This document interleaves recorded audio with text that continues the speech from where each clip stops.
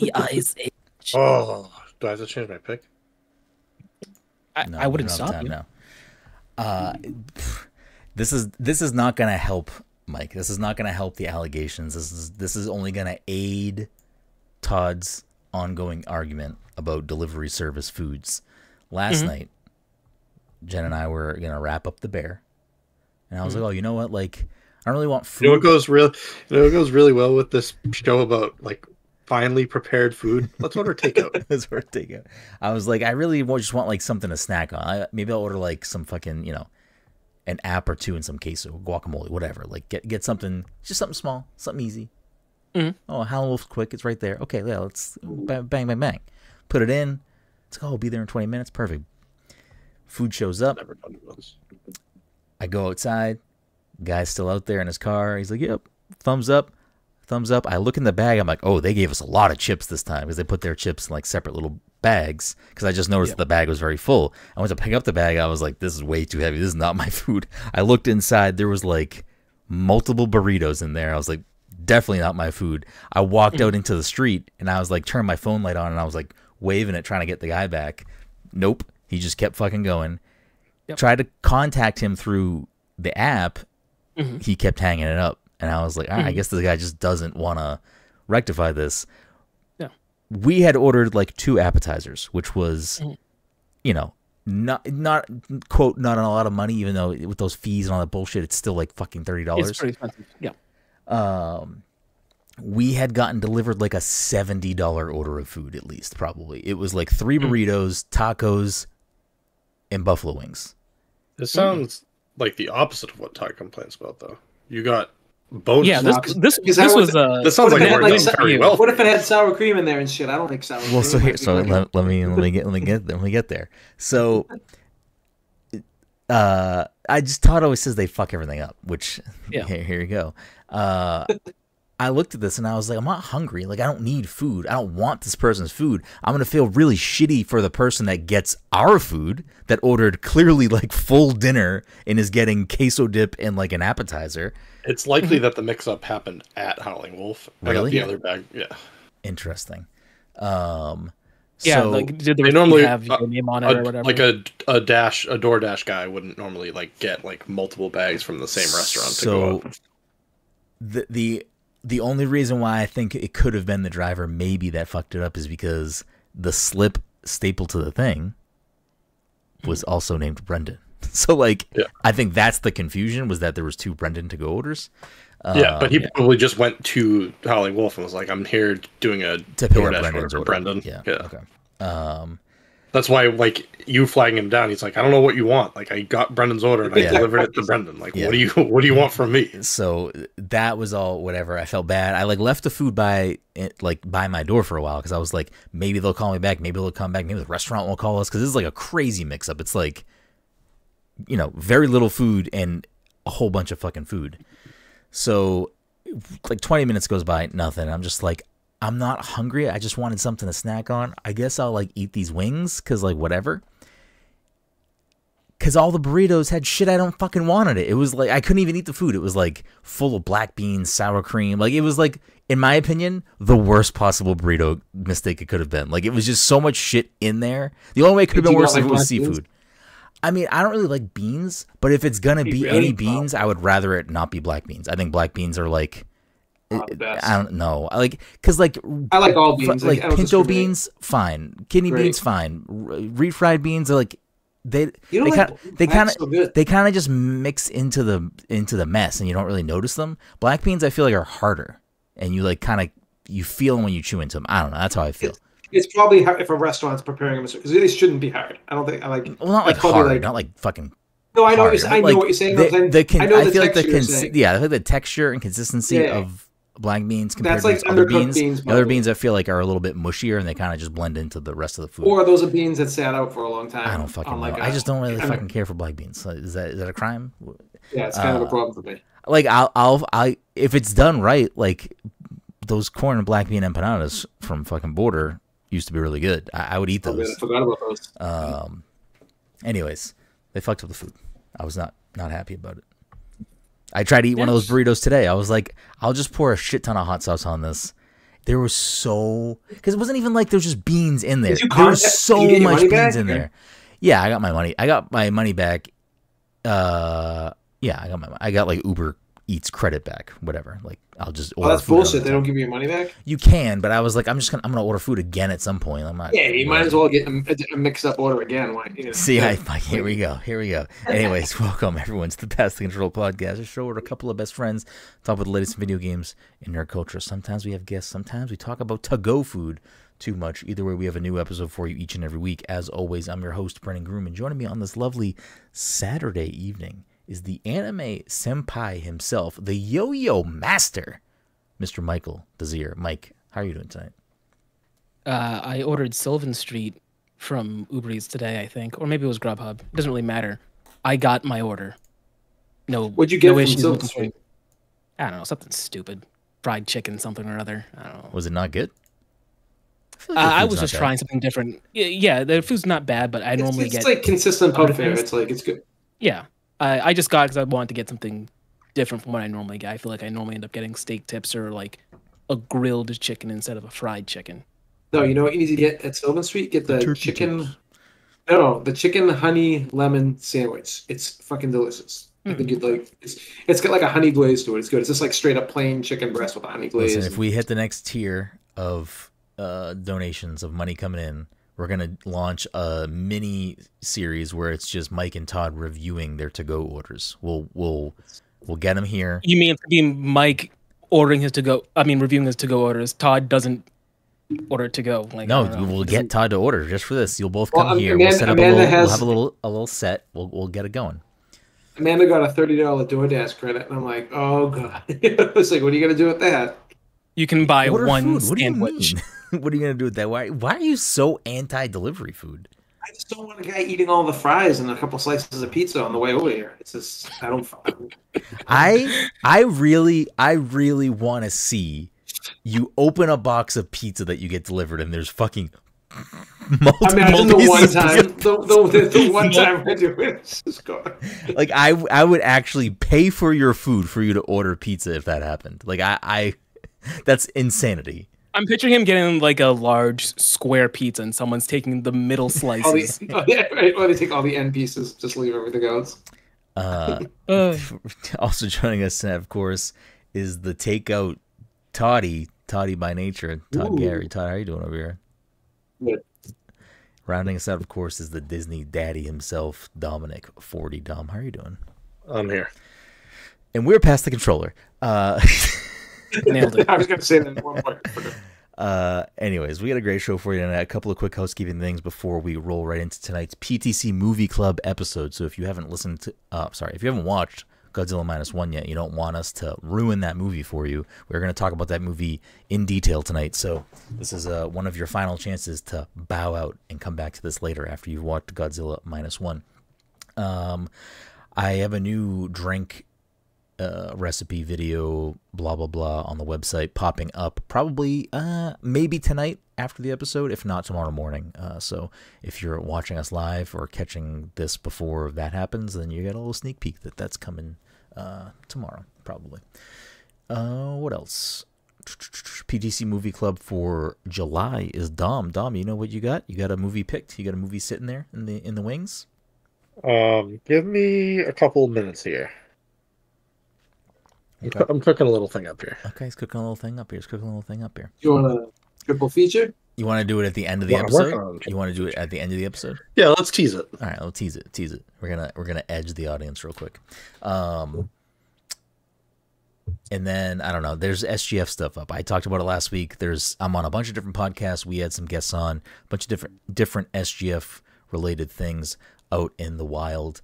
I put up a very quick preview of Super Monkey Ball Banana Rumble over on the website.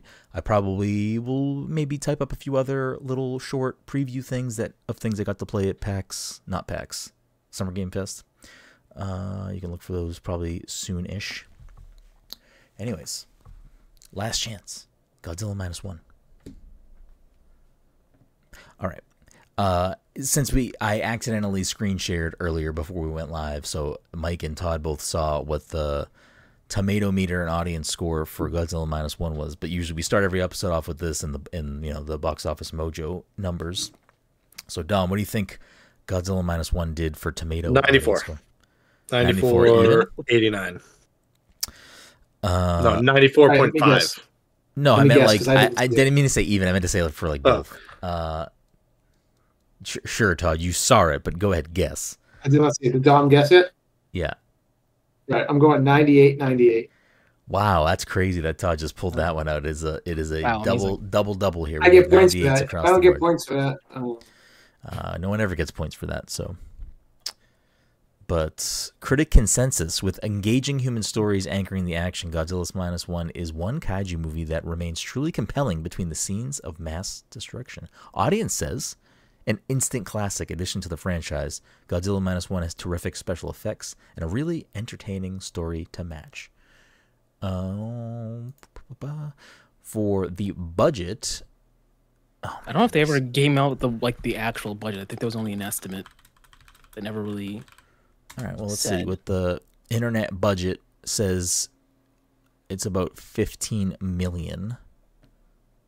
And Box Office Mojo, what do we think this took in worldwide? This is Mike's pick. So, Mike, why don't you throw out that first number? Now I forget what normal numbers are, because it did well and it stayed in theaters in the U.S. longer than it initially was supposed to. And it got re-released in black and white. And then does this include that figure too? Or do you know when that got re-released? I don't. I don't think it's included. Well, so like the what it looks like here is that it was. So release date December 1st, and this looks like it's running December 1st to February 1st. So unless it never had a pullout and it just switched, I have no idea. I also have no idea. Anyway, well, regardless, that's just I can't imagine that did like millions for it. So yeah, I'm gonna say 120. Is that too low? Because I feel like that might be too low. But it's the first Oscar-winning Godzilla film, Mike. Yeah, but you can win an Oscar and not make any money. That's fair. All right. So you're sticking with 120? 150. 150? Okay. Yeah, Todd, what do you think? What are you thinking, Todd? I'm going to say 230. Okay. Tom, what you thinking? You splitting the diff or you guessing something else? Yeah, I'm splitting the diff because I'm not paying attention. Perfect. All right. Well, Mike, you were close to the first time, but since Todd went way over, you're still the closest, and Dom split the diff. They did 115. Oh, that's it? I feel like it did way better than that. I mean, you can take that up with Box Office Mojo. I'm not the keeper of records here. You have their email? Yeah, it's go fuck yourself at Box Office Mojo at BOMO.io.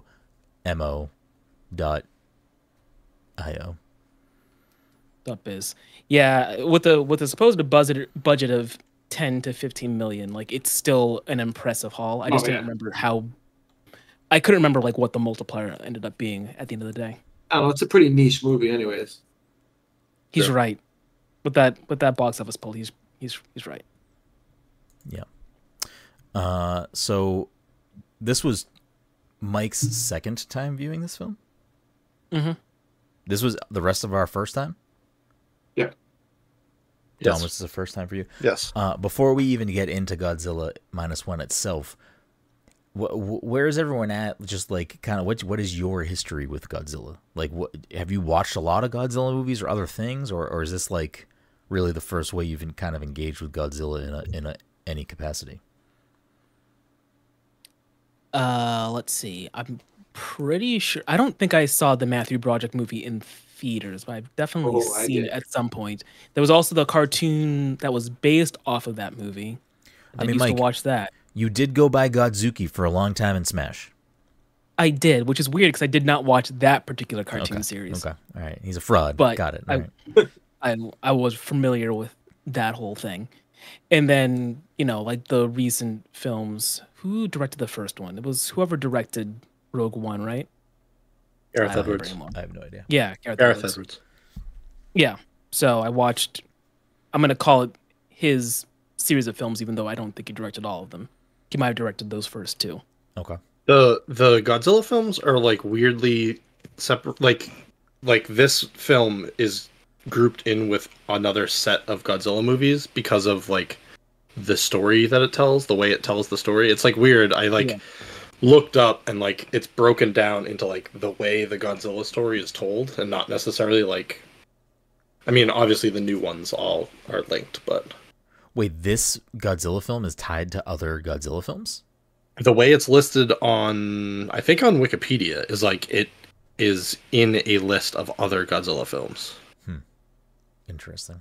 Yeah, I did like some light, like very light. Like I'm not gonna sit here and say I know anything about Godzilla, but I just did some light things because obviously the way that this movie ends maybe leaves some things I wanted to kind of delve into a little further, and I saw some interesting things. The Reiwa era. I don't know. I'm not familiar. It's Shin Godzilla, Planet of the Monsters, City on the Edge of Battle, The Planet Eater, and then Godzilla Minus One. Yeah, Shin Godzilla was fairly recent, right? That was like in the last 2016. Yeah, that's what I thought. So then there's like the Toho films, the American films, like they're just like categorized. Yeah, I think they're categorized, but not necessarily that all of them are like the ones that are grouped up with. Yeah, like the ones that are grouped up with. It's like minus era one of. Yes, exactly. They're like the story doesn't necessarily continue. Yeah. Yeah, like my relationship with Godzilla is, I don't know. I definitely, when I was much younger, had seen like at least parts of different like black and white Godzilla movies. I don't know if those are all King of Monsters movies or not, but like when he's fighting, when basically it's, again, from not watching them as an adult and only having random memories as a young child, is like seemingly the plot of those films is he just battling his other fucking rival monsters like fucking Ghidorah and fucking Mothra and Godzilla. I don't know if I ever watched one where he fought Mega Godzilla. King Ghidorah, right? Yeah, King Ghidorah. Yeah. And I don't know. There was a game for the GameCube, Godzilla fucking. I think it was called Godzilla King of All Monsters Melee or Battle Monsters Melee, and it was like just a 4-player arena kaiju fighter, and it was really, I don't know if it's aged well, but it was fucking fun at the time. We had a fucking blast playing that game. It was really good. I actually should look up how much a copy of that costs and maybe scoop one, because I would absolutely at least try that game again, because I had a lot of fun with it back then. But that's kind of it. Like I really try to remember if I had actually ever seen Godzilla 2000. Like I feel like I must have. I don't know if I ever saw it in theaters, but I feel like I must have watched that movie at some point, because I don't know why I always think of that movie. Like it always pops into my brain. Probably because the soundtrack. Yeah, but even then, like 2000, it's like still not like, I don't know. I was listening to other music at the time. It's not like that was like fucking bangers. What about you, I think Todd? it just came out at a formative time of your life. Yeah, I'm like the same way with like the black and white shit. Like I definitely saw them on the TV when I was younger, but like never like really watched. I did see 2000 in the theaters, and I fucking hated it. And I used to love every movie I saw back then. So like it was very rare that I walked out of a movie and I was like, oh, that sucked. And I've watched all the newer ones. Some of the new ones I liked, and now like Liam is obsessed with fucking Godzilla. So I've seen every one that they've done, like American made recently. So, yeah, I mean, I'm impartial on Godzilla. I don't hate it. I don't love it. Like I'm just like, if it's a good movie, it's a good. I think the best one. I don't even know. Was it the second one? I don't know. I might like the Cranston one the best. I honestly don't know. More than this movie? Oh no, I'm talking about like the other stuff. Oh, okay. I don't get me started on this movie, because I get some things to say. Whoa. Toddy hot takes. I love it. What about you, Dom? Any history with Godzilla? I definitely saw it didn't come out in 2000, right? No, I think it came out in like came out in 97. I think it was 90s, yeah. Yeah, I thought it was like 97 for some reason. 97 or 98. I definitely saw that. I don't know if it was in theaters or not. Baby fucking. And then I saw Godzilla Bryan Cranston in theaters. Yeah, I saw that one in theaters too. That movie has left my brain. I couldn't tell you anything about that movie. I'm pretty sure the three of us saw it together. Probably. Yeah. And I've seen like old black and white Godzillas, but I don't know that I've ever seen, like, I don't think I've ever like sat down and watched them. Yeah. Like they've been on TV and I've watched, you know what I mean? Yeah, that's kind of where I'm I at. was more of a Gamera person anyway. Yeah, no, I'm more of a King Kong guy. Oh. I'm on the wrong side of this whole. No, King Kong. Like every Godzilla versus Kong movie, I'm like Kong all day long. I don't give a fuck about Godzilla. Like I'm way more of a Kong dude. You guys are crazy. This movie is fucking amazing. Like I don't want to reveal my cards right now. I thought we were talking about Godzilla outside of the film that we just watched. We are, but both of them just said that they're King Kong all day, and I'm sorry, but King Kong can get fucked, my guy. Mike, are you also confused. King Kong all day? No, I'm very I'm one of those fence sitters. Like I don't want to pick sides here. Oh, here we go. Well, they're both gonna pick you up and throw you, Mike. So you might as well pick a side. I'm confused by something with this movie though, and I guess this is always something that like Godzilla movies do. Is this like in the older movies? Because like I've watched like the more recent ones, he's not always the fucking bad guy. Like he's usually the one that comes in and he's like kind of bad, and then he steps in and destroys the other monsters. Was one of those things that happened gradually. Like initially, he was the terrible force of nature that humans had to contend with, and then they start making him the protagonist in a way. I mean, because in this movie, there were several times I'm like, if you guys don't shoot at him, he probably won't do anything. I don't know. Maybe just he would still. He's just a force of nature. He would still walk over the fucking town. Yeah. Yeah, he'd walk over, but he wouldn't whip every building with his tail and shit and fucking shoot. I mean, when he ended up in Ginza, right? I don't think anyone attacked him. I think he was just walking through. Yeah. And then they started shooting at him. Oh yeah. Yeah, but that was after he started. Yeah. I was trying to like. Again, I did very, very, very minimal. Like, 'cause I didn't want to go down a whole rabbit hole, and I also don't know like how much everything's connected. Like, is it a situation where it's like, here's the things that have to exist for a Godzilla thing to be a Godzilla thing, but then you can do whatever you want with it. Like, I didn't know what the parameters were. Like, if you can do whatever the fuck you want. So I don't know how much of like, Godzilla lore is tied into every Godzilla thing. Like, if it's all has to be the same like delineation from that or whatnot. So it seems like Godzilla is usually always a product of nuclear radiation is what's going on here. So I mean, I would imagine that like, to be fair, in this film he existed pre-nuclear radiation. That's true. Yes. Did the nuclear radiation give him those like the blues? Probably, it made him bigger. It made him. Yeah. So but he was already like I would imagine a dinosaur creature. that like there's probably some commentary there about how the war, since this takes place around World War II. Yeah, I believe I think his film history was based off of like, the horrors of the atomic bomb being dropped in Japan. Like that's I believe that Godzilla is an allegory for the United States. Yes. So like that's what I'm like kind of taking from that with this film specifically. The beginning of this movie when Godzilla's not really that big, Liam's like, why is he so small? And I could immediately see like the joy leave his face, and he was like, he started walking away. And then like later on when he gets he's like, oh, okay, now he's locked in. He's like so confused. Before we get too far down just talking about the film thing, where's everyone's overall temperature take on this? Has your opinion changed on the film, Mike? No, I still like it. What about? I'm gonna go to Todd last because it seems like Todd has negative overall. Maybe. Dom, what are you thinking of this so far? Kind of long. He's right. It was like 2 hours. Could have taken some stuff out. I think the middle act is kind of a little. I think it was funny a little long-winded. You're still in my thunder because I was gonna say I enjoyed it. Didn't feel too long to me. It's a long movie. It's 2 hours and 6 minutes. Felt good to me.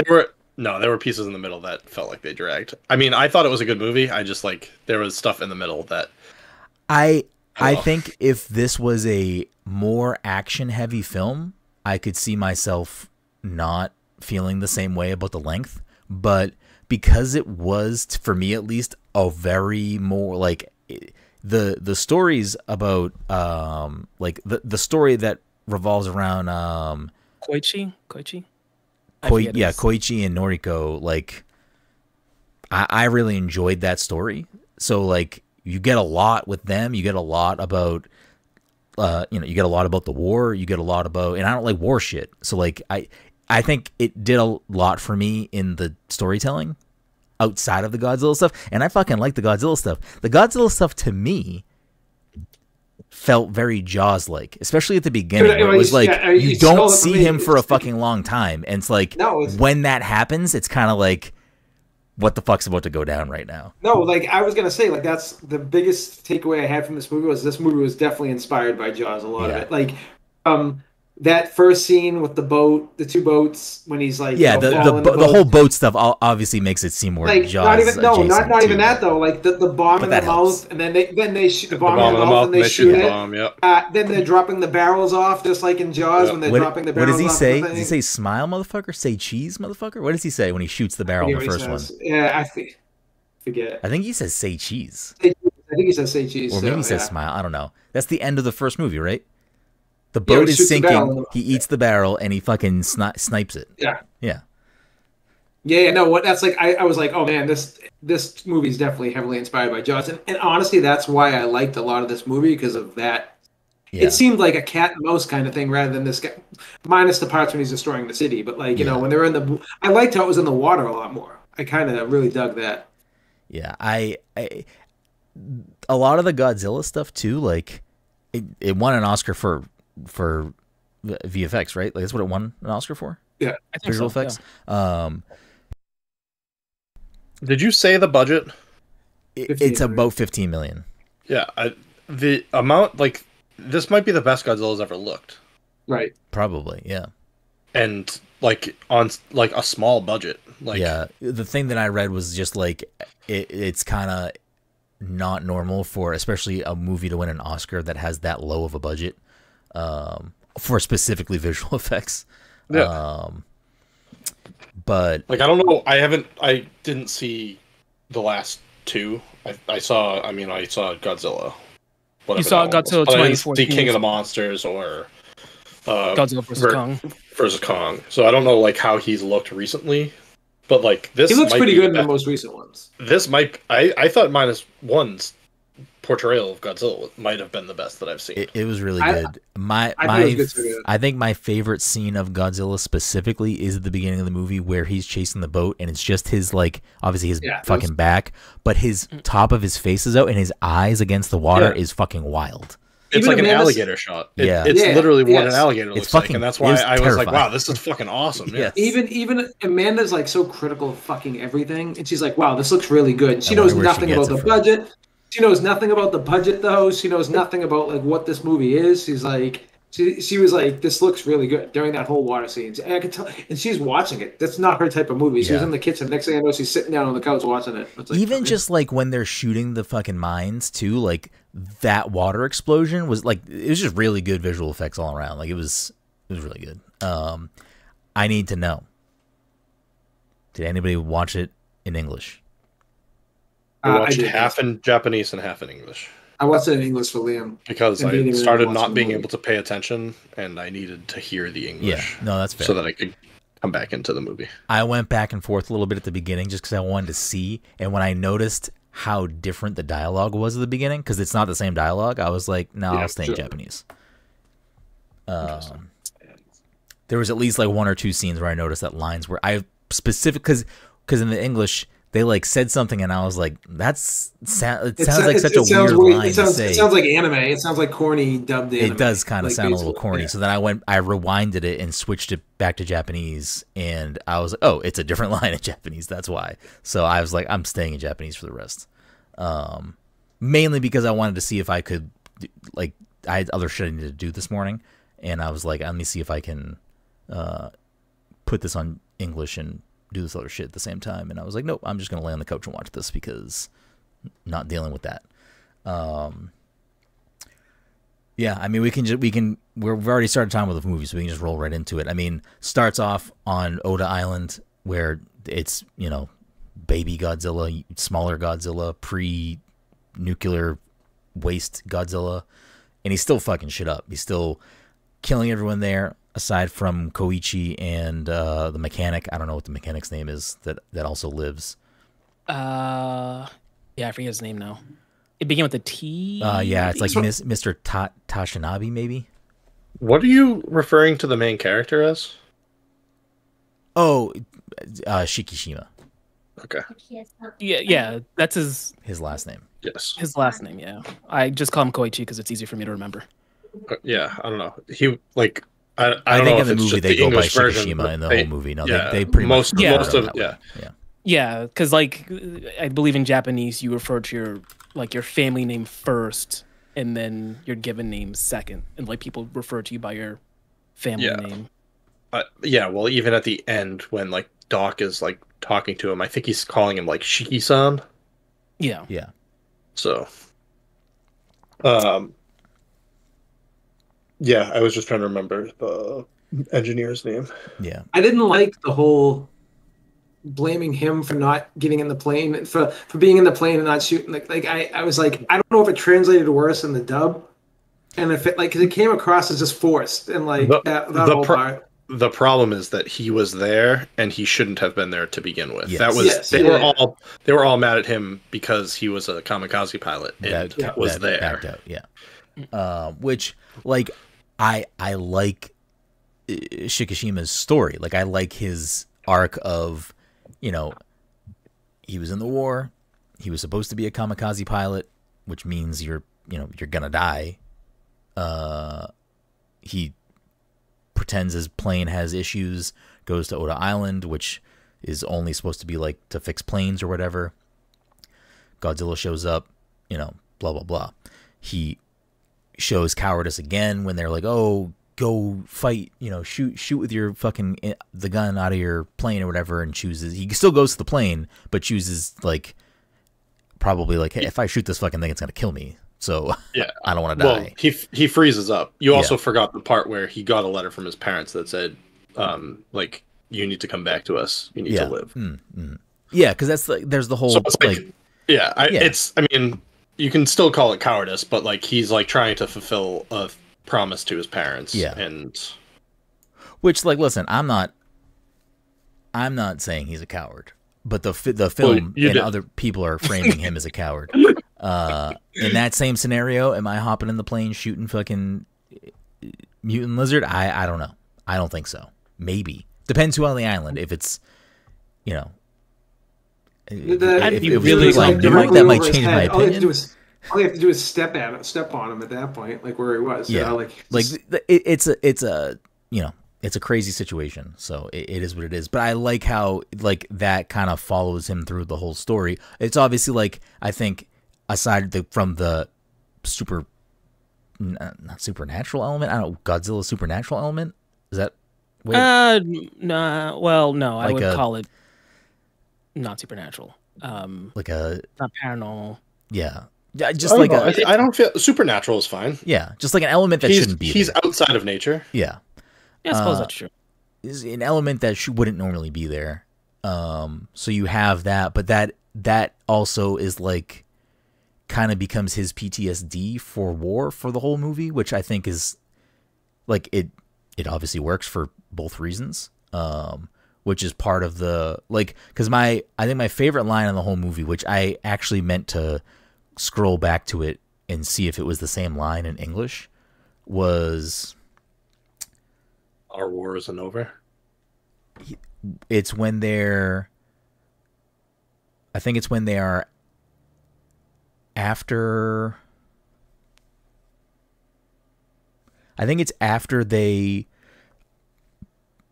reveal the plan of how they're going to trap Godzilla and potentially kill him, and it's the Doc, it's the four from the boat back in, I think they're back in Shikishima's house, or maybe they're at a bar. I think they're back at his house, and they're drinking and eating whatever, and who was the captain's name? I can't remember what his name is. I don't know his name. Well, the captain of the boat is maybe a little drunk, calls him out Noriko loves you. Oh, you should have married her. You should have married her, whatever. And his response, which stops them from getting into a fight, is, "My war isn't over yet." And he says that, I think, twice in the movie. And then at the end of the film, obviously skipping way ahead, when you find out that she's still alive and her first words to him are, "Is your war over yet?" Like, I don't know. Were those the lines in English? Yeah. Okay. I thought you were going to refer to when he's talking to the engineer and they're in the like hangar. Yeah. Well, it comes up there And again too. Yeah. The whole reason he's like gets him to join is like, our war is not over yet. Yeah. Yeah. So I like, that's obviously very like, you know, PTSD, like war, you know, a veteran, you know what I mean? Like, it's somebody that was in a war and is, you know, then quote unquote not or whatever, and has those very harsh, you know, realities they have to deal with on a daily basis, that, you know, he wants to go on living. He wants a kid. He wants a partner. He kind of has that, and he can't even really enjoy that or pursue that because he feels like he is still being tortured by the life he lived. What you just brought up is why I had issues with this movie. And like, it went from a great movie to an okay movie when you found out she was alive. She was alive. It did bother me. It completely killed the movie for me. No, I shouldn't say it killed the movie for me, but it, like, I think the ending would have been way more impactful if she was dead. Like, and I didn't like the fact that she was alive. I hated that part of the movie. Did you think she was going to be alive? Like, did you get a feeling she was going to be alive at the end? Or? No, I was like, if they make her alive, it's going to be stupid. That was my view. I'm like, if they after there's a reason why she's alive. Why? Well, we can get to it in a second. I don't know if anyone else noticed her neck. I noticed her neck too, and I remember when I saw it in theaters. Number one, I think it also bothered me that when I saw it in theaters, I was like, oh, it's one of those things where, yes, I wanted them to have a happy ending, but it kind of took me out of the fact that she did end up surviving that. Yeah, I felt like her death was impactful, and then it just wasted that impactful. And then I had noticed her neck when I walked out of the theater, and I didn't get it. And then I think I had looked up something, and they're like, "Oh yeah, she's got radiation poisoning." I'm like, "All right, I'll buy that." And then I went about my business. Well, so isn't everyone though? I'm assuming everyone has the director. Apparently, the director confirmed what she indeed does have, which is probably why she's alive. She somehow through that blast got G cells in her body, which are Godzilla cells, which is what makes Godzilla regenerate his. That makes it worse. Yeah, I was gonna say, for me personally, I would rather her have just like, oh, she survived. Like, I would have rather that. I mean, I don't think the thing I read, I don't think said like that's why she survived, but no, that's I'm gonna forget that you said it. I'm gonna forget that you said it. I mean, that's what it is. That's what the thing on her neck is. I looked it up because I was so confused. I was like, okay, so she clearly has like some sort of something now. Somehow Noriko lived. You know, like. I mean, it's not out of the. It wouldn't be out of the question for anybody to survive from that blast. You think there's nobody that could have survived from that? No, I'm nitpicking. I agree. I would have rather that she just survived and not like, oh yeah, she's got Godzilla cells now. Well, so again, there's a gap of time between like why didn't she reach out to him sooner or whatever. I'm assuming that her and other people like her that eventually survived the attack on Ginza was because when they were initially found and brought to the hospital, they were probably in way worse condition. So they were like probably just trying to like keep these people alive on life support, and the G cell was what like made them actually recover from what would have probably killed them. Look, I conceptually understand how she, like, forgetting the disease cells for a second, that she could have survived. Let's just forget the Godzilla cells altogether. Yeah, let's forget that. Let's never refer to them. Godzilla's literally regenerating the entire movie because of them. How did she get Godzilla cells? She got hit with the heat wave blast. She got hit by the aftershock of the blast. Yeah, bro, I don't know. They walked right into the thing after they get the fucking clicky. Oh, there's radiation everywhere. She got it. She got rats. I want to tell you. Well, that's radiation poisoning. Why are we giving them Godzillas? Wouldn't everyone be dead though? Like in a couple months from like Godzilla just fucking being straight radiation everywhere. Like I'm nitpicking, but like that's kind of like wait, what? Yeah, probably. Everyone that comes in contact with him. Everyone that comes in contact should be fucking dead. He's a nuclear bomb basically. Like he's walking radiation. Like, Yeah, and I'm nitpicking. Again, I did very little reading on this stuff because I was interested enough to be like, I kind of want some form of answer. So I'm assuming that the reason why it's G cells and not just radiation poisoning is that the G cell aspect of the radiation poisoning is giving you some sort of regenerative. But that means that everyone that comes in contact with Godzilla would need to get those because, again, he is giving off radiation. Well, yeah, I mean, I would assume that maybe people who didn't get injured in some way but had to have been in vicinity to maybe potentially get that do have it, and they just don't fucking know. It doesn't mean they won't fucking die from some other way. Anyway. I mean, Godzilla is like also a fucking gigantic, ridiculous creature. If you're a person and you have a G cell and a building falls on you, I think you're still probably gonna die. I would imagine. No, you'd regenerate. Yes, but you're ignoring the fact that Godzilla is a giant like nuclear explosion. I didn't write the fucking movie. I don't know what's going on. I'm just trying. This is what I read. I'm just reading what I read. Anyway, like I was saying, yeah, I can buy the fact that given the destruction, all like the fact that he was having trouble finding the mechanic goes to show that in a situation like goes to show that in that situation, yes, it would have been difficult for her to get in contact with them saying, hey, I'm alive, come pick me up at the hospital. Tachibana, I knew it, but give the T. Yeah, so I bought that. It's just that it seemed like the situation that she was in, she should have died. I'm glad she survived, but she should have died. Well, and going back to that, like that's like an issue I have is that like it was an amazing movie, and then it picked up American tropes of like we're gonna like have a happy ending here. Well, like so it bothered me the first time I watched it. The second time I watched it now, I think I kind of feel more like okay, he the main character felt torture, like he felt like he was being all these things that happened to him were punishments for not finishing the war or whatever you want to call it. And then after doing what he did to defeat Godzilla, it's like, all right, almost you could say like the curse has been lifted. Guess what? She's okay now. And I'm like, all right, I guess that's fine. I don't know. I didn't hate it. I also knew he wasn't gonna die. I didn't know. Yeah, I knew that too. I didn't know. Well, I knew he wasn't gonna die. As a matter of fact, when I watched it the first time, wait, what are we talking about right now? Fukushima, right? Yeah. Yeah. Yeah. I mean, I didn't know for certain he wasn't gonna die. But I knew for certain that he wasn't gonna die. I had a feeling based off of the plane scene where the mechanic is explaining to him, pull this lever for the bomb, and then the camera pulls back and he goes also like, this, and then it cuts away. I was like, oh, maybe that's a parachute. Like that's immediately where my brain went.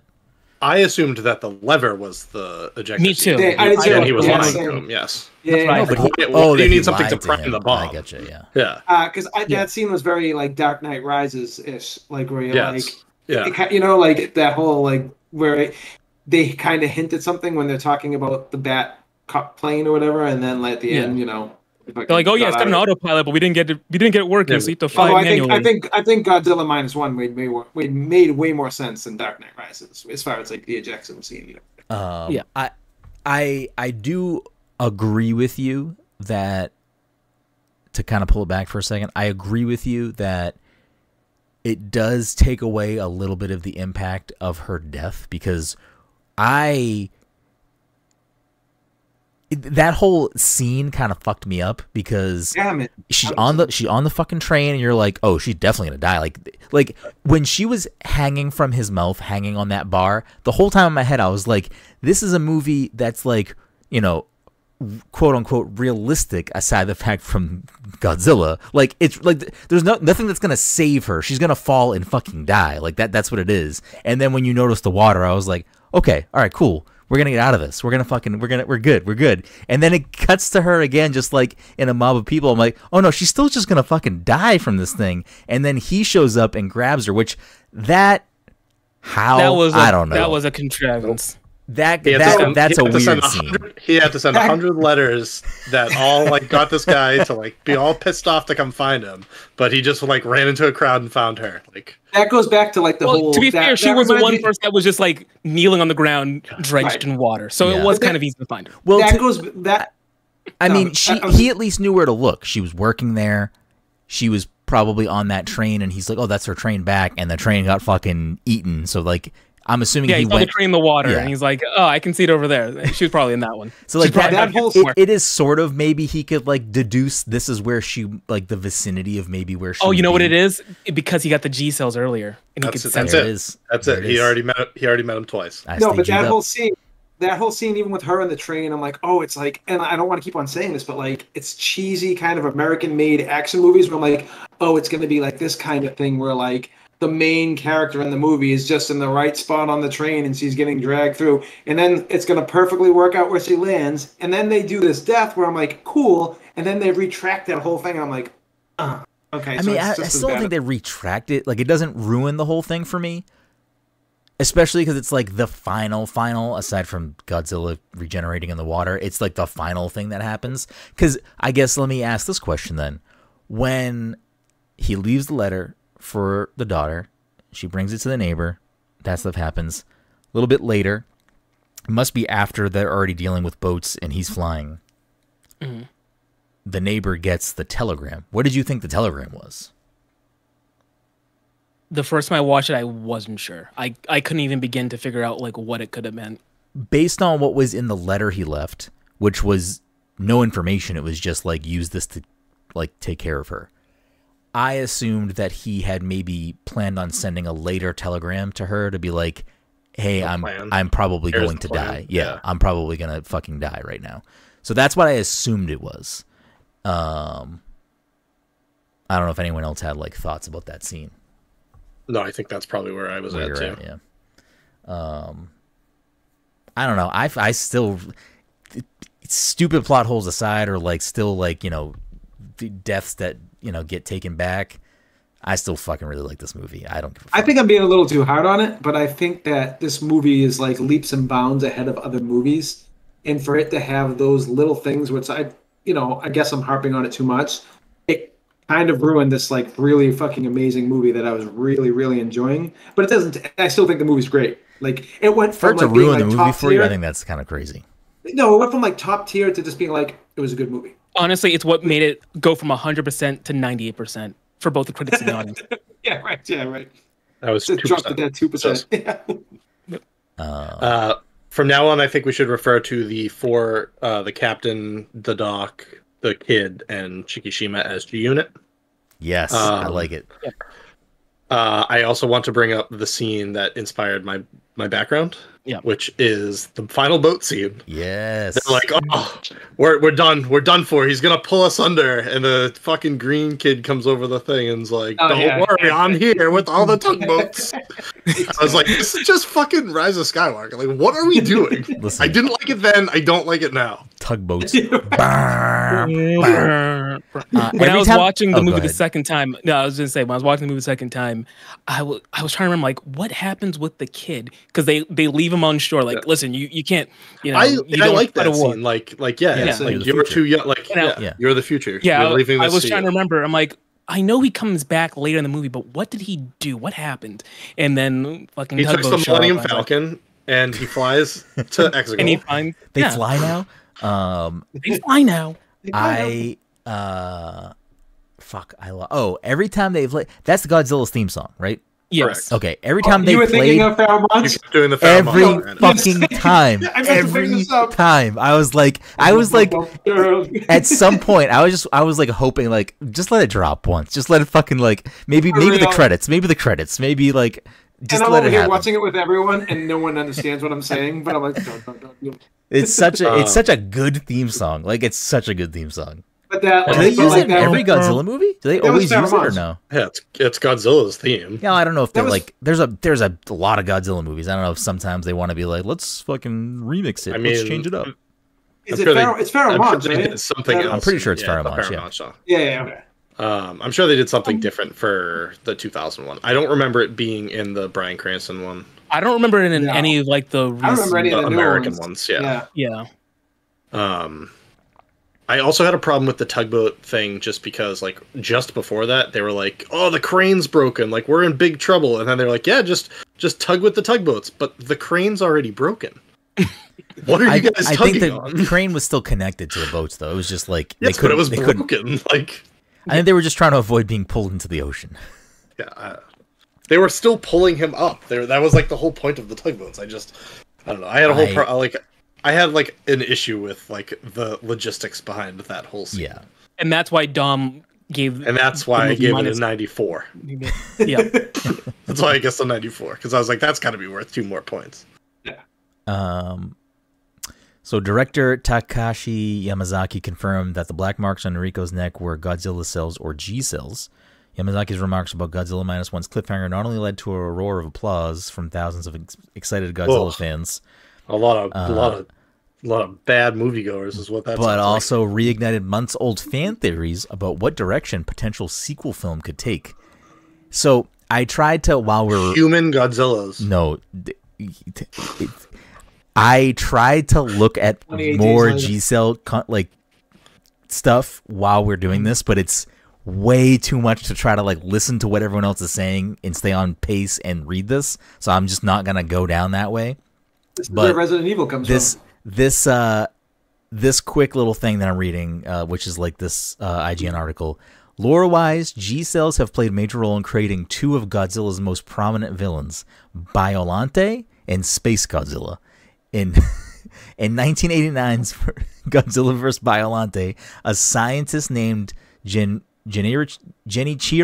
Shiragami splices the cells of his deceased daughter, a rosebud, and Godzilla's regenerative cells, creating a plant kaiju, Biollante.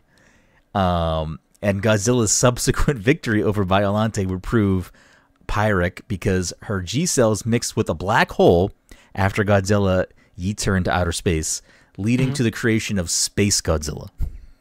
Okay, I got a couple of that's my next pick. I got a couple of things. Number 1, Biollante, great name.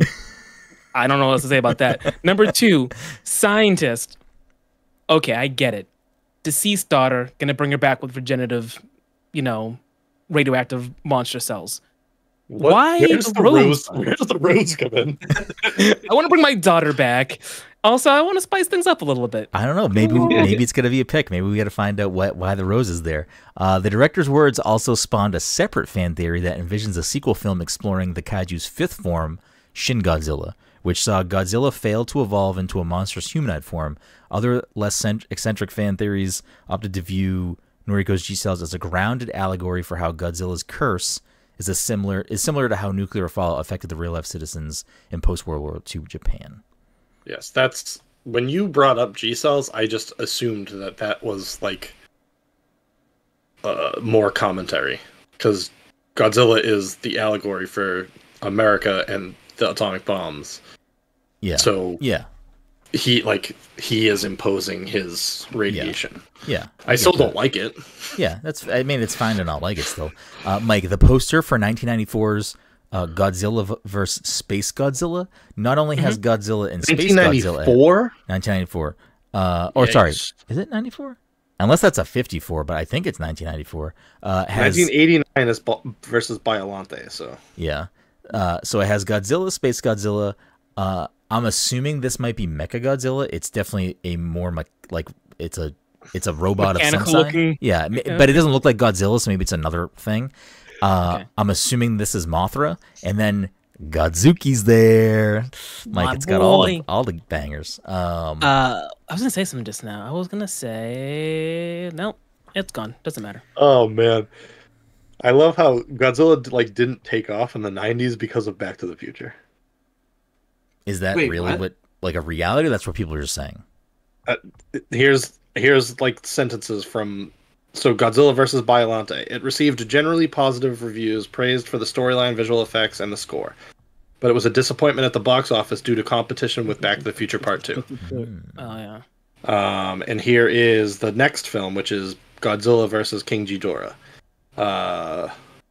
Because the previous installment was a box office disappointment due to a lack of child viewership and alleged competition with the Back to the Future franchise, the producers of Godzilla vs. King Ghidorah were compelled to create a film with more fantasy elements along with time travel. Okay. Interesting. Hey, you know, they're like, oh, that Marty McFly, we've got to add some elements of Marty McFly into Godzilla. I think Minus One makes sense of why it's so successful. Then they figured out how to make a Godzilla movie, knowing that it's probably not going to have this massive box office appeal. Made it with 15 million or so, and fucking made it really well. It's. I feel like all the Godzilla I don't know movies. if I want to attribute all what you just said to that, to be honest, but no, I'm just saying. But like all these other Godzilla movies, budgets are fucking ridiculous. Like the most like the last like 5.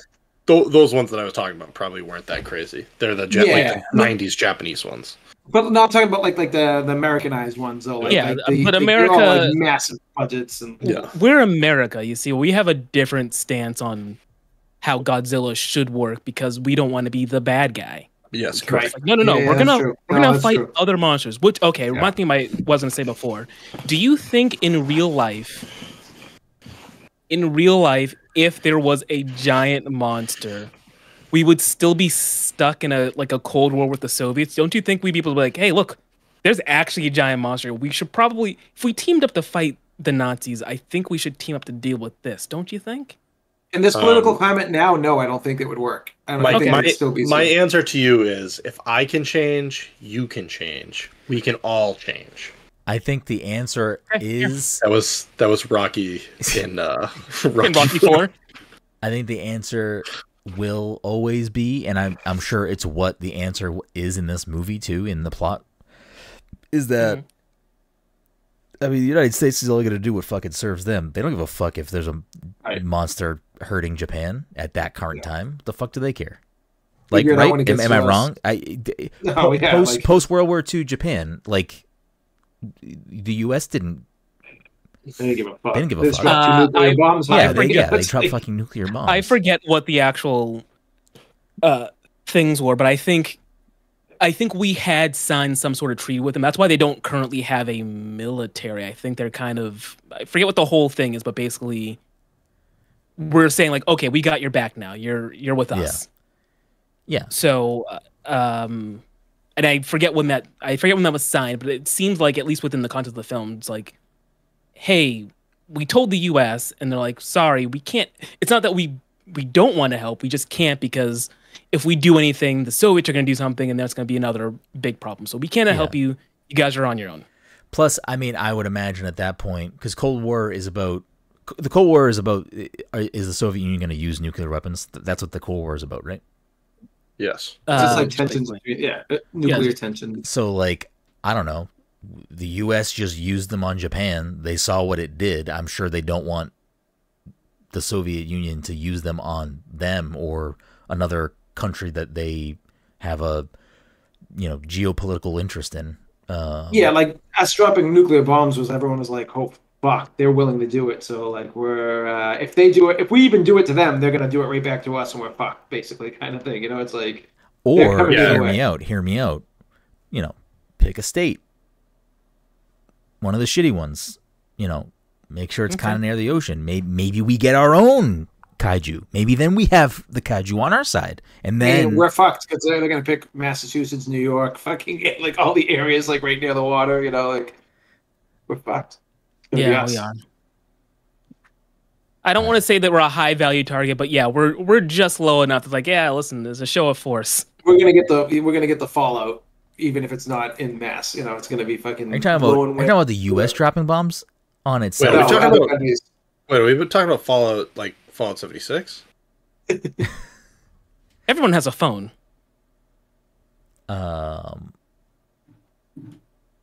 Did we watch a movie that was about bombs, or did I watch that on my own? You don't watch movies. The movie. What's it called? Oppenheimer? No, I probably won't. Sorry. Oh, I should. You should watch that. Picked Oppenheimer. It's the prequel to this movie. Yes. What was it? No. It was. We have watched a lot of World War II adjacent films for this whole thing. We have. No, at what was least the movie that I fucking watched? we watched more than one from Japan's perspective, which is It's unusual for a group of Americans. We watched Grave of the Fireflies. We watched The Wind Rises. Now we've watched this. Did we have another one? It might just be those three. What the fuck? What the fuck movie did I watch? Maybe I just watched it on my own. I don't know why I did Maybe that. I'll pick. I'm trying to The Boy in the remember Striped any Pajamas. actor that's in the movie. The Boy with the Striped Pajamas. Is that what it's called? You're talking to me? Yeah. I'm talking to Dom. I think it was I on. don't know. I think it was on Might Netflix. It was probably a Netflix movie. I think it probably had at least one or two like big actors in it. It's about a family. Was JoJo one of our picks? It's not about, I know what you're talking about, Brenden. It's Julia Roberts and yes. What the fuck is the name of that Herman's movie? Ex-husband. I forget. I know what you're talking about though. Was that a movie forget the pick, or name. did I just watch that movie? No, you just watched it on your own. What the fuck? Why did I watch that movie? Like, was JoJo one of our picks? No, it's on my list of like movies that Leave I the want. world behind. Yes, Yeah. leave the world behind. I think that's also about It is. bombs it's about, going like, off here. It's about like someone blows up, like someone destroys the internet and everything. It's like, and like, But it's like it's the U.S. blowing up the U.S. yeah. Sorry, spoilers. That is a spoiler. I'm sorry. That's the That's the big twist of spoiler. the film. That's the big. I don't know if they outright say it, but it's pretty clear that that's what is going It on. was an inside job. I mean, that's also. I don't want to spoil other things, but I won't say anything else. Whoops. I don't know. Closing thoughts on Godzilla Minus One. I really liked it. I think this is a fucking banger pick. I think Mike's on fucking fire. Just picking straight heat. I liked it. I had some gripes, but I liked it overall. Like I'm glad I watched it because it was like you said, with like the throwbacks to Jaws, all the scenes. I enjoyed a lot of the movie. I just had some gripes with like a couple little ending things, and Yeah, I think. I think it played it too safe. Even if they're doing G cells or whatever the fuck you're saying, like I just don't care about that stuff. I think that's such a small But thing in the film. I feel like this movie was pretty grounded, and I feel like to throw something like that into a movie that's kind of grounded, based around. So like, real weird to world say. events. This movie was really grounded. It's No, I fucking know, Godzilla. but like you know, it's like for the most part. But like, I mean, if you take that part out of it, though, like The Godzilla part? no, the end reveal that she is still alive. I like, even if you remove that, the movie, like, even though that's there, if you remove that, the movie's still fucking fantastic. yeah, no, I think it was a good movie. I do. I'm just being a little critical. Yeah, you're being really critical. I can't get you to be critical about your picks, but you'll do it to Mike's. Listen, I like all of Mike's picks for the most part. All I'm gonna say is that the dog fucks. That dude's got swagger. Ox and S, yeah, he's so good. There's no Only his sex in this plan movie, worked. Mike. Who's he hitting up? I don't know. He's got good hair. He's got really good Great hair. hair. Great hair. It's a good movie. I liked it a lot. I really liked it a lot. I will actually probably watch this movie again at some point because I did enjoy it. And now I feel like I need to go to a trusted source. I don't know who that is yet, and ask them to like recommend like what would be another good Godzilla movie to watch. I think I heard good things about Shin Godzilla, but Yeah, Shin Godzilla is the only other one I've ever heard like people rave about. But like, I feel like if you're gonna go back to any other Godzilla movies, you're gonna be like, "What the fuck am I watching?" I mean, Like, if you're, well, like, that's watching, like, so that was the other thing I was gonna ask. Like, do any of the other movies, and there's a million of them, and we've barely watched them, like, do they normally have this type of like story? Human Like, element? Yeah, are they? No, right? Usually They're that's usually the more biggest- action movies, right? Yeah. Well, I mean, I think that the They're not Cranston one, necessarily action movies. They're the Cranston they're one tried monster that. movies. Yeah. The Cranston one tried the more human element, and no one gave a shit about the characters in that movie. Yeah, What well, is we're the American. plot? Is the plot of that movie that like they're trying to like use Godzilla as an ally? That's help, the 'cause plot. they Of have that other, movie? they have well, yeah. towards the end. So like Let them Godzilla fight. shows up, and then other monsters also show up, and then they determine like, oh, Godzilla's just trying to He's like an kill the apex other predator. monsters. He's like an Yeah, apex an apex predator, predator. basically. So they're like, oh, at some point, someone decides, hey, Godzilla's not really our enemy. If we let him take out these other monsters, he'll leave us alone. Stop shooting at him. Yeah, like just fucking. And that's Who were the other monsters in that? Ghidorah was there, right? No, Ghidorah was in the second one. Oh, he was in the second one. It was a two. It was in the first one. It was a two.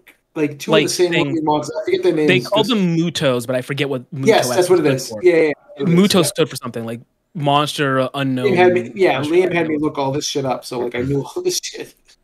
Ghidorah was in the second one though.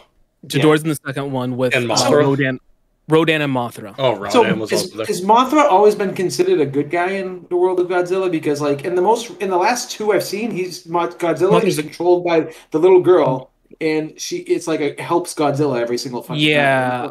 My understanding is that at some point, in the grand scheme of things, it's been a long time, but I think initially it was just another monster, and then they gradually made her more of like a. Except Venom is more morally gray, whereas I think they made Mothra more just like, hey, I'm the monster of the planet. I love life. I'm on your side now. Yeah. She's like not antagonistic. Yeah. I think that's what's happened, and then there's Rodan and King Ghidorah, and then in Godzilla versus Kong. Huh? Is King Ghidorah the three-headed one? Yes. Yeah. Okay. And then Young Ghidorah. Kong, that's for you, Mike. I got it. And they took the brain out of one of Ghidorah's heads to make a robot Godzilla, and that immediately backfires on them. And that's why Godzilla. Yes, and that's why Godzilla and Kong had to team up to fight the robot Godzilla. Mechagodzilla. Great stuff, guys. Yeah. Really high quality art. Mm-hmm. This is a good pick for a niche movie, Mike. Thanks. I appreciate it. Yep. Very niche. 115 million in the box office. No one saw it. I mean, it's crazy though. If you think back to like when movies were thriving, like it was like 1 billion, and now like 115 on a $15 million budget is great, but it's like no movie's even coming close to like $1 billion now. Yeah, but like, who's hitting the billion? I'm not talking about Marvel. Yeah, but I'm not talking about Marvel. They should be doing that in general. Yeah, but outside of Marvel, like the only things hitting the billion mark are like Jurassic Park, Fast and the Furious, Star Wars. What I was thinking of. Yeah, so you're still just kind of in this like super high level like thing, like fucking Mad Max isn't hitting $1 billion. You know what I mean? Like that's what's killing movies right now, is that they're throwing all this money trying to make that $1 billion film, and then they're failing and losing a lot of cash. Mike, I'm going to say this right now. That's why every industry thinks they're failing right now, and maybe some of them are in certain ways, is because it's why people are getting laid off everywhere. It's why all jobs are going away. It's why it's this fucking real push on AI, because they don't know how to fucking set actual expectations for fucking anything, anywhere at all. Like it's, we got losses this year, but you're still making fucking millions and billions of dollars. Like you're just not doing what you did 2 years ago. You're still extremely profitable. I don't know. Yeah. This is a different podcast for a different thing, but I've especially with like other things going on with like, I shouldn't say stuff on the podcast. So just like other people's jobs that I know in real life, that I'm just like so confused by how companies operate at this given time. Yes, it is a madhouse out there, but that's capitalism for you, baby. It really is.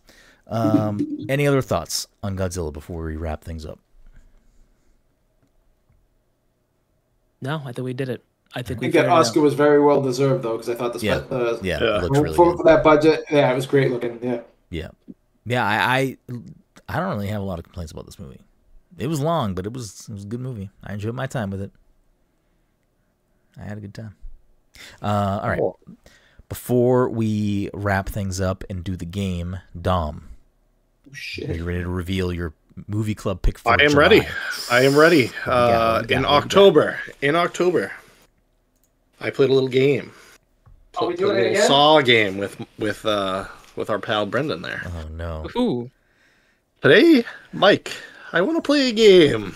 Oh, let's go, baby. I've got 5 categories here. Okay. Would you like to pick 80s, niche, history, local flavor, or best of?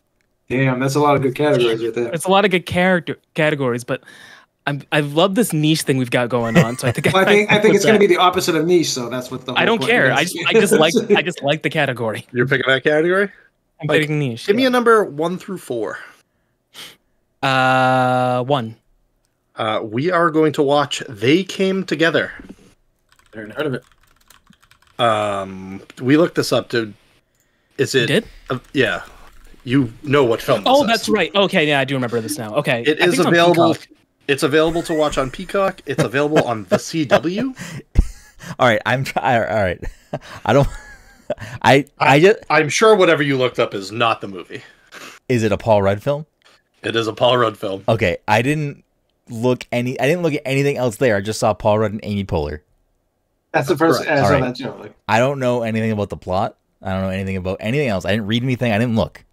I just saw their faces and I was like, oh, let's go. I'm just gonna assume then it's a comedy film. That would be a good guess. Based on the actors and based on the fact that it's called They Came Together.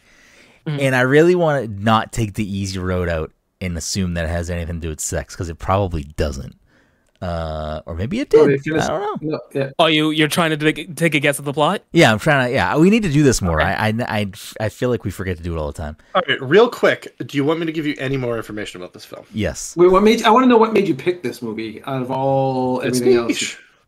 No, I know, but it is pretty niche. I've never heard of it. It is directed by David Wayne. Oh, it's gonna be good then, because David Wayne's great. And written by Wayne and Michael Showalter. There you go. It's the state. It's all state. I think all their movies are good, even their bad ones. It's like... Brenden, David Wayne, are you familiar, or would you like me to give the list of films that he is?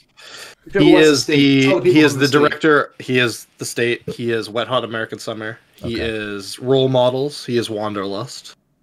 Okay, so this movie's gonna be fucking. This movie's gonna be wacky. So maybe they do, in fact, come together. I don't know what this movie at the exact same time. That's why the movie. That's when they like fall in love. Yeah, I'm gonna go ahead and say this is probably a rom-com of some sorts. And they meet because they arrive at the same place at the same time, but they in fact did not come together. They don't know each other prior to that.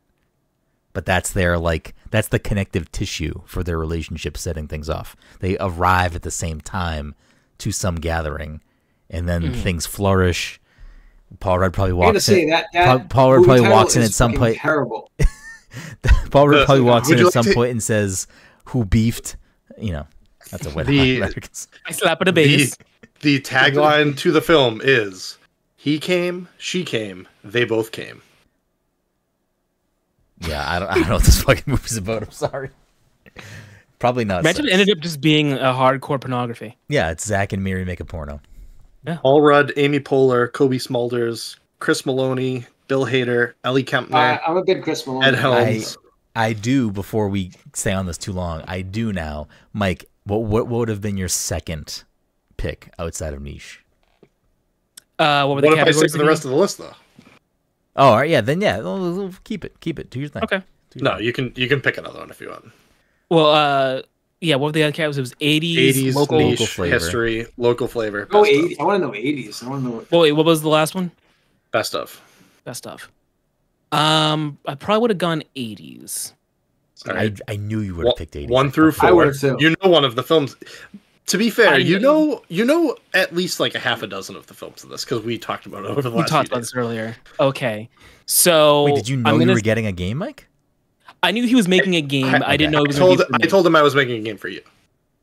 Yeah. I probably would have gone with 3. 3 and 80s would have been Mad Max. Okay. Ooh. All right, switch it up. Go back to that one. I want to read it. No, I mean the original or the Charlize Theron movie. The original. The original. The original is called Mad Max. I don't think the original is actually the second one. What is the third one? Oh, it's called Fury Road. Fury Road. Yeah. Are there just 3 movies? There was 3 before. There's 3 original. Yeah. Then there's Fury Road. Then there's Furiosa. Are there 4 original movies? Or is there only 3? I think there's only 3. I could be wrong though. I think it's Mad Max, Road Warrior, Beyond Thunderdome. Yeah. Is Beyond the Thunderdome the one with Tina Turner? Yes. I think so. Okay. Do the original ones take place in the same universe? Or are they separate? Yes. Okay. Yep, same universe. Cool. Before we play the game, thank you all so much for listening to this week's episode 426. If you're a friend of the show, fan of the show, you want to support the show, tons of ways to do that. The easiest way to do that, and quite honestly, one of the most beneficial ways to do that, is to leave us a 5-star review wherever you listen to podcasts, share us on social media, and subscribe to us on whatever platform you're listening or watching. It's super beneficial to helping us continue to grow the show. If you have bucks and you want to support the show, you can go to patreon.com/passthecontroller, become a patron. You can go to passthecontroller.threadless.com and get yourself some swag. I'm sorry, threadless.com/passthecontroller. As a reminder, if you're an audio-only listener, we do record the show live every week at twitch.tv/passcontroller. So if you normally listen to the show on your podcast feed, but you want to watch us, you can try to catch us live every week. Or if you can't catch us live, no worries. We also put those episodes up in video format over on our YouTube channel. Just search Pass the Controller Podcast on YouTube, and you can find it over there. Without further ado, that'll bring us to... I'm pissed. Wow, what you got? I just wish Creep 2 got picked just for fucking the sheer, Brenden to be like, what? Thank God that didn't get picked. Why is that under history? Also, I honestly think Popeye if you look is at history is all based off of picks that I used to make. So Creep 2 is the sequel to Creep. Tower of Terror would have been a bad one. Disney movie ride. Streets of Fire is a musical. Haunted Mansion is the same thing. Popeye is actually, I remember loving that as a kid. But yeah, me and Mike were talking about it earlier. I was like, ooh, maybe that should be my pick. And then I was like, all right, I have too many picks now. That's every time. I have like 10 or 12, and I'm like, how do I figure this out? Damn, those are good picks. So the way we end every episode, which is, of course, with the leaderboard. As it stands for the year so far, Dom is still in a commanding 29-point lead in first place, but Todd and Mike did the unthinkable and tied it back up again last week, sitting at 21 points apiece. No guests tonight, but then the guest leaderboard, Cam and Ken, are tied in first place. But they are not here, so they don't get points tonight. But since it's a movie episode, we will switch the game up to play... in the box. You can get credit for that. I don't know. I think we did have a name for the movie game at some point, and I don't remember. I didn't write it down, and I'm too lazy to go find when we started doing movie games. So professional podcast people. Why, Mike? Throw out a name. What do you got? What do you got? Name this game right now. I don't remember what this game is. Because you don't have a name. I don't even know what we're gonna play. The movie game. We do the same thing every time.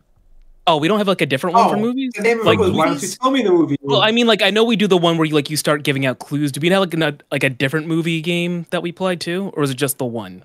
I feel like we did try and workshop a different movie game at one point, but I feel like that game made the episode go fucking bonkers time-wise, so we just switched it back to here's information. I forget what the other game used to function. The name of this movie game should be, why don't you just tell me the name of the movie? Okay? I'll pencil it in for now. I'll get that on the soundboard. Yeah, right, yes. Kramer doing the movie phone thing? Yeah. Yes. Why don't you just tell me the name of the movie you're looking for? Okay. Game number 1. A lot on the line here. Todd can continue to be tied with Mike. Every week. Don can continue to grow his lead. We'll find out next time on Dragon Ball Z. Movie number 1. I pulled up the wrong tab. I really was hoping that we would pick That's My Boy, because it's not available streaming anywhere, so everyone would have had to buy it. I would buy it, though, because I've never seen it, and I've always wanted to see it.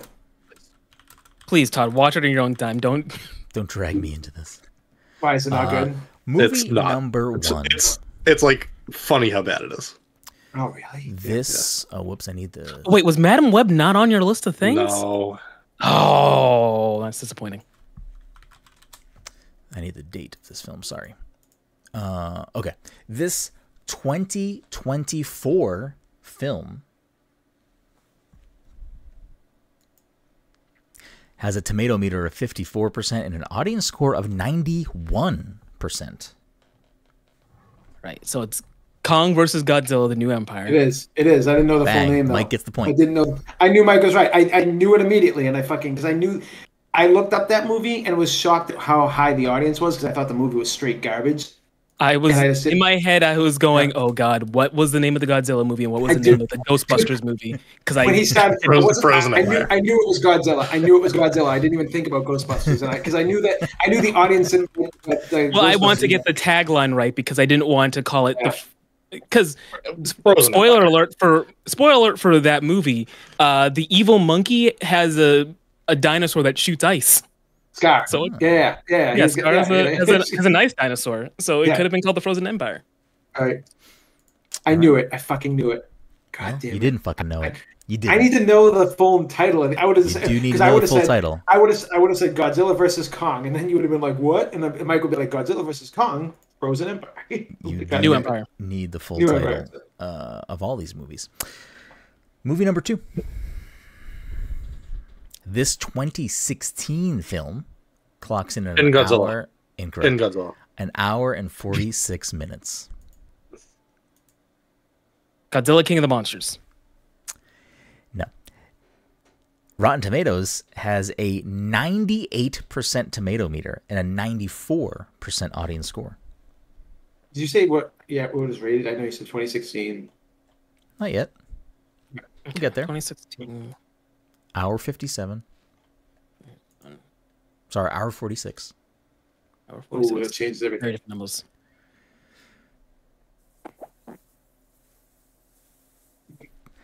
Rotten Tomatoes says you might also like Oko's Inn, The Tale of Princess Kaguya, Howl's Moving Castle, Belle, and they added more. Poopel of Chimney Town. Is it Okja? No. No. No. I may have said Poopel wrong. Yeah, I would guess you probably did. Poupelle. Poopel? Powpel? Powpel of Chimney Town. I like Poopel better. Oh my god, let me find the budget. 2016.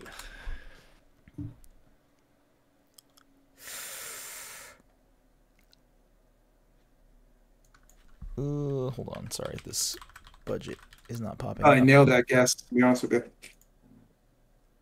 Huh? Yeah. I thought I nailed the guess. Yeah. Just based off your listen, descriptions. It was a poll with a budget of, and this is just according to like the internet, not like Box Office Mojo. Not that that's more accurate, but I usually like try to keep it under the same umbrella. According to the internet, this movie had a budget of about $4.6 million and took in $382 million worldwide. Oh, wow. Wait, wow. Per million. 4.6 million 2016. It's like a massive fucking hit. What did that movie come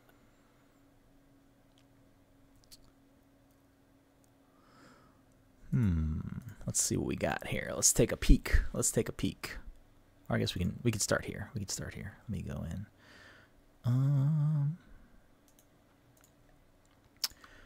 This film has 27 award nominations, including 17 wins, none of which are Oscars. I have an idea, but give us the idea, Mike. Yeah, help us. It probably won't help you guys, and I could be entirely off base, but I feel like it must be an animated film. It might be an anime, but then I can't remember what came out in 2016. Oh, I can tell that's you. That's already where I was going anyway, so that doesn't matter. Is it Lupulin the Third? Incorrect. It's Lupin the Third. And because I was like looking up the director who did this movie today. He directed that movie, and that movie's at like 98%. In 2016, what would I have seen? I might have seen. Jeez. I can't do years anymore.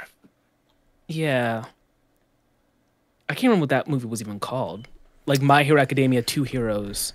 No, Heroes Rising? I don't remember what it's called. Keep going. You may recognize one of the actors in this film, not a top billed actor, but you may recognize them from the TV series One Piece. Mm-hmm. Oh. It's actually not helpful. They're in one episode, apparently. Yeah, I was gonna say. Oh, they're in one episode of the TV series. Okay, then that rules out the person I was thinking of. The animated show or the Netflix show? Let me see. That helps even less. It looks like the animated show. Yeah, that helps even less. Okay. Let's see. Let's see.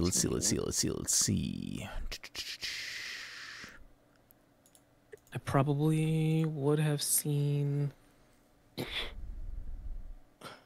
You see what the ratings was again? 98, 94. Yeah, it's 98, 94. That's pretty high. Yeah. So like I want to say like Demon Slayer Mugen Train, but I think it's gonna be something like that. Incorrect. I feel like it came out too late. You may recognize one of the writers of this film from their work on such things as My Life as a Zucchini. That's a real thing, but I was reading that as a joke because I just thought it was a funny title. But they worked on production. Actually, none of this is going to help you, so I'm just going to not read it. It's actually not going to help you. Is this the Devil Horns? Because I was looking through a list. I was like, oh, there's a lot of things that they all know on here. And then I was like, but that's actually not going to help them. That's not. I mean, yeah. In retrospect, you can see the connection, but it's not going to actually help you now. Yeah. Let's see. I guess I have to get a little more specific at this point. Are we going to know this film? Yes. Yeah, that's what I'm wondering too. You all, I believe, have seen this film. Oh, is it it's the Wind Rises? Rises. You both said something different, right? I didn't hear either of you. I said The Wind Rises. Incorrect. Is it Grave of the Fireflies? Incorrect. That has like 100% on Rotten Tomatoes, right? Yeah, but that's way older than 2016. I know, but in my head I was like, I just know that this has a good Rotten Tomatoes score. Let's see if the director will help you. Oh, is it Your Name? It is indeed Your Name. There it is. Made that much money? I got really nervous that I was going to say whatever the American movie was. Did we not pick that for Friday? Didn't I pick that at some point? I did, right? Yeah. Did I make you watch that or Weathering with You? Yeah. Your Name, I'm pretty sure. Okay, all right. Your Name. Is Weathering with You the other one that's like a similar plot? Yeah, it was the one that came it's out. the same writer. Okay. Same director. Yeah. I still have to watch Suzume. Oh, you're good. Don't bother. Okay. The connection there is that the lead actor of Godzilla Minus One is the main character. Okay. Animated. The last movie.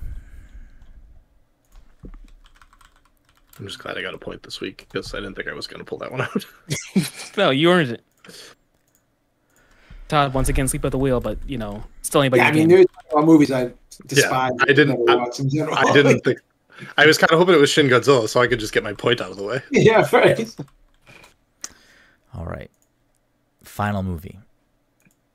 I tried to do this in order of difficulty for what I thought. So if that one was hard for you, apologize. This 2001 film clocks in at 2 hours and 5 minutes.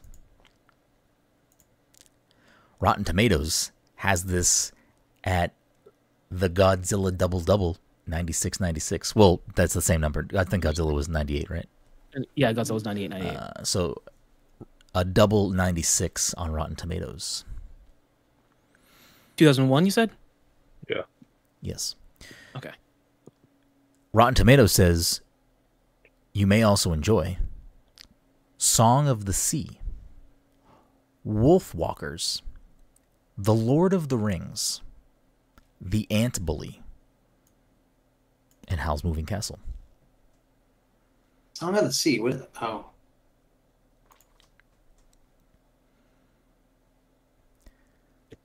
Where's this fucking? Am I thinking of the wrong movie? Is the Ant Bully like a not ants, but like, is it like a DreamWorks style animation? I'm picturing something. I'm It picturing. is I'm an picturing animated film with Nicolas Cage, Yes, Paul okay. Giamatti, It's and the Meryl movie that I'm Streep. thinking of. It's the movie that I'm thinking of. I'm very confused. I don't even know what that movie is. That was in that list. This movie had a budget, according to Wikipedia, of 19 million and took home 357 million worldwide. I'm gonna say Harry Potter and the Sorcerer's Stone. Incorrect. That was not enough money for the budget. This film has... Oh, I forgot that IMDb keeps doing this now. The movie did? It has 58 wins and 31 additional nominations. It separates them now. It separates. So it had 89 total? Okay. Yes. Okay. 89 I just want to make sure. 89 nominations total, 58 wins, including one Oscar.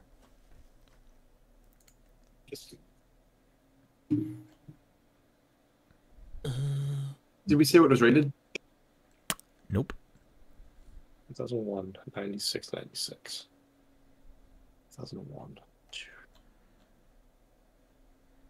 I think that came out in 2010. You may know this director for their 62 nominations and 89 award wins, including an Oscar for this film and one other film. They were also nominated for 2 other Oscars, one in 2006 and one in 2014. Is it Monsters, Inc.? Incorrect. The other Oscar that this director won, not this film obviously, was in 2024. 2024. Ooh, what?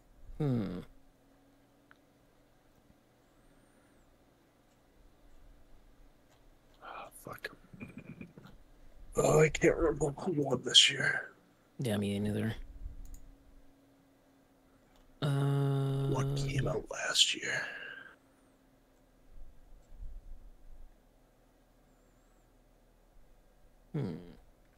What other year was the other Oscar? Oh wait, yeah, 2024. This film. That was. Yep. Well, I'll also share that this film came out, like I said, in 2001. It did not win an Oscar in 2001. It won... Wait, is it Shrek? Incorrect. It won an Oscar for this film in 2003. How does it...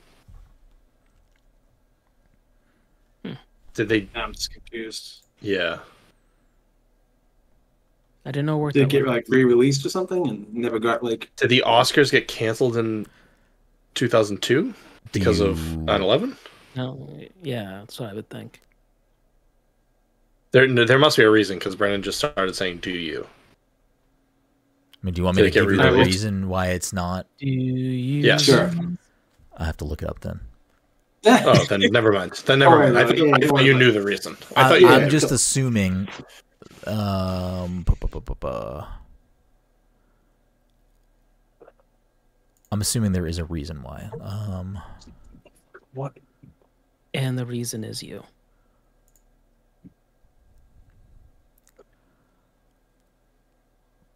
Mike just got the fucking song in my head. That's what I do. That's what I do, baby.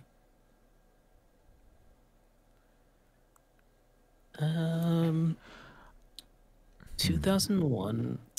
2024 one's I'm going to assume, and I don't know if this is how this works, maybe someone can clarify. If a movie is originally released in a different country and then gets released again in the United States at a different date, is that what guess. would do that? Is that a thought? Oh, was it Crouching Tiger, Hidden Dragon? Incorrect. Damn, that's a good guess. That was a but good is call, that Mike. what would do that though? Possibly. Okay.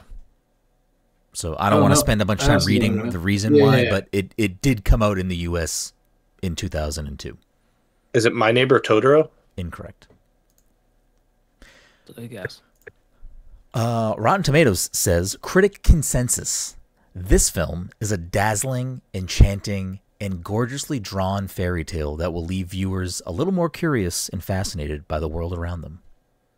You just fucking took me out of what Okay.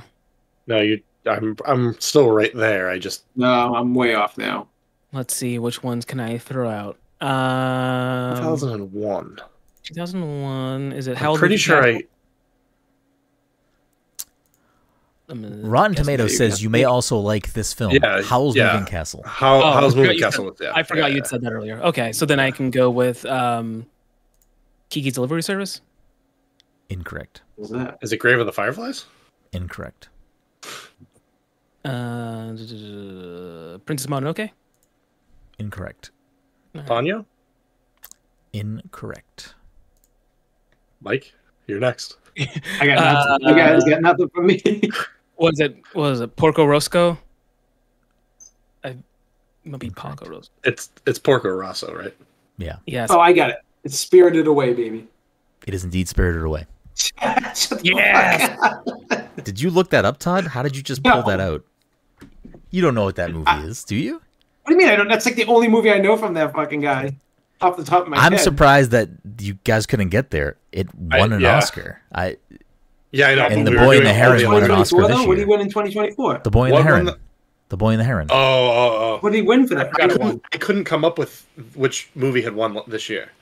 That's why I went to Shrek, because I thought a DreamWorks movie had won this year. Spirited Away is one of those movies. Were you all not on the page of that it was an animated film, like pretty early? No.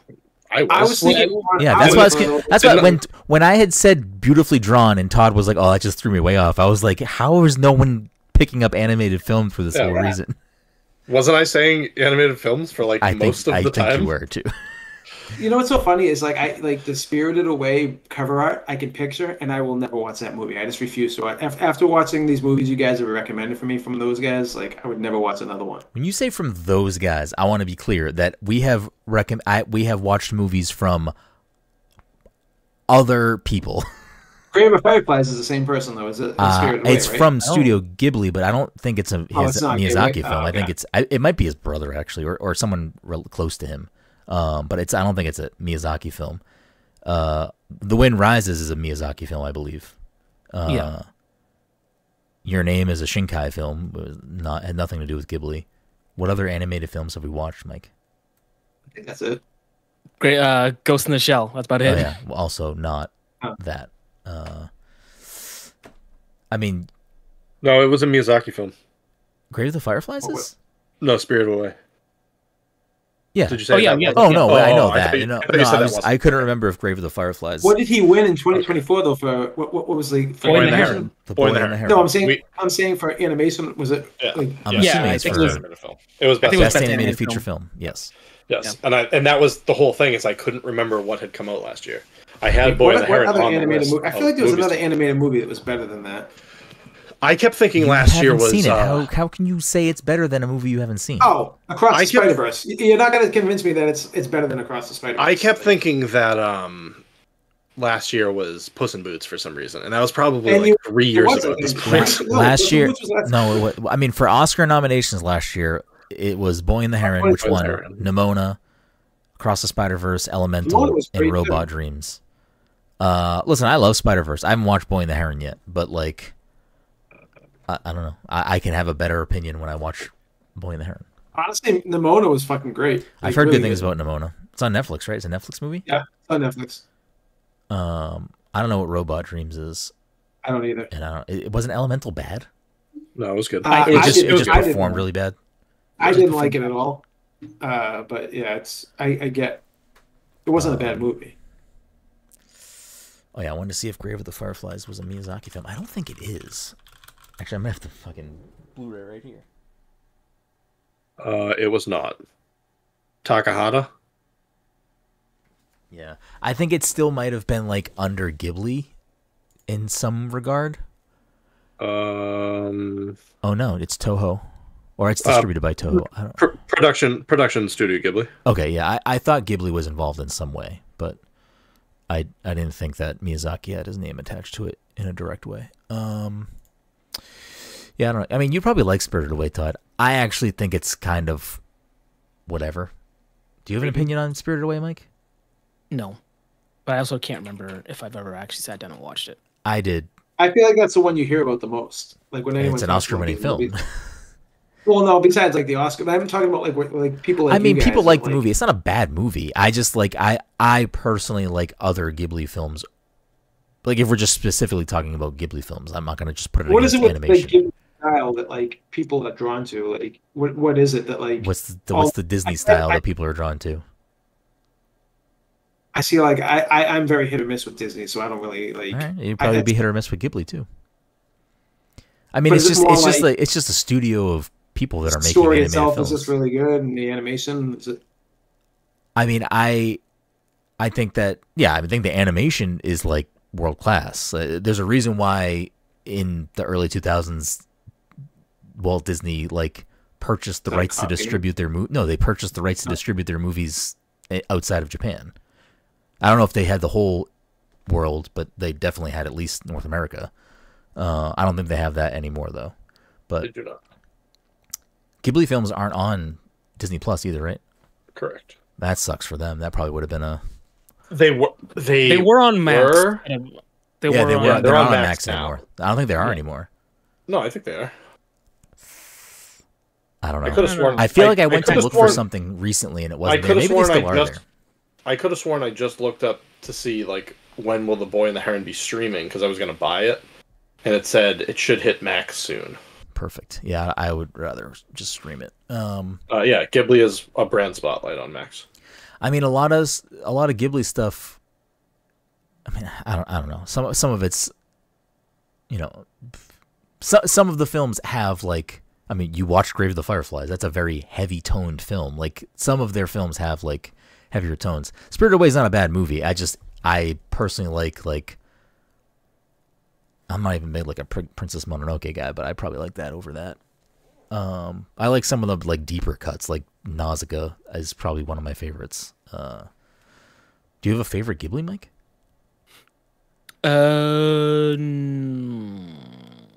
I'm gonna say. Do I? I don't think so. I'm trying to. That means Mike doesn't like. Have you not watched a lot? I probably haven't. Let me think.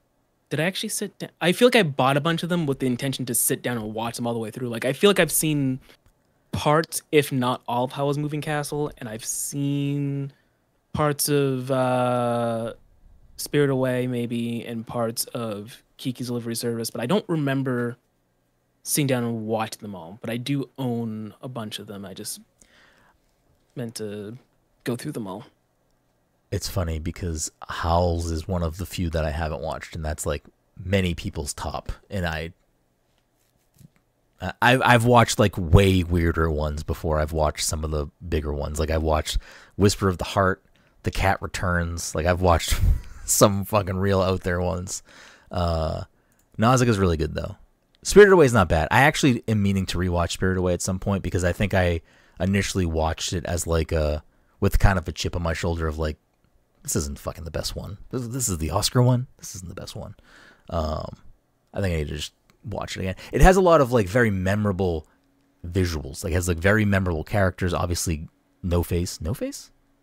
Yeah. And just like other things in that movie are like very striking. I think it's kind of the same thing with Totoro. I think Totoro is just a fine film, but like Totoro is like a very marketable character for them.